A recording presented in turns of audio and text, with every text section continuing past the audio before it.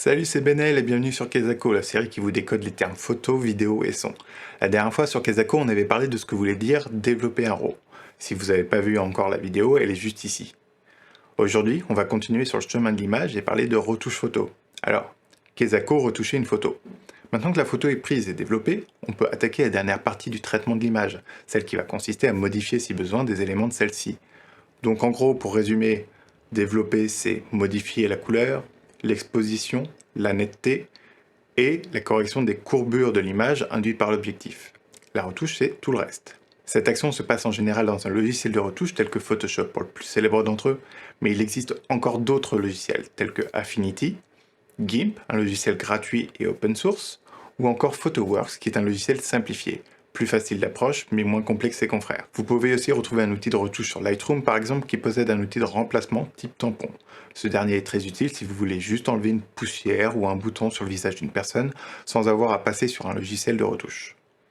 Mais alors, pourquoi on fait de la retouche au final? Les raisons sont très variées.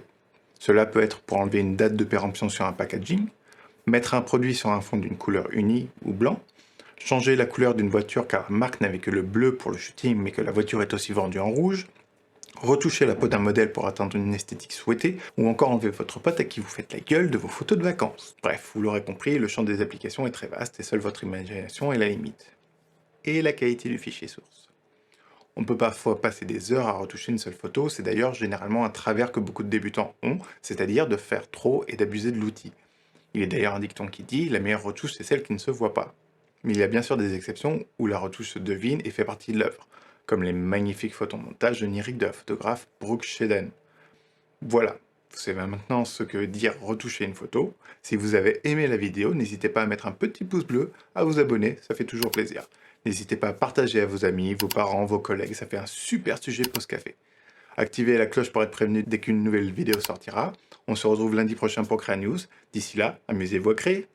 Ciao!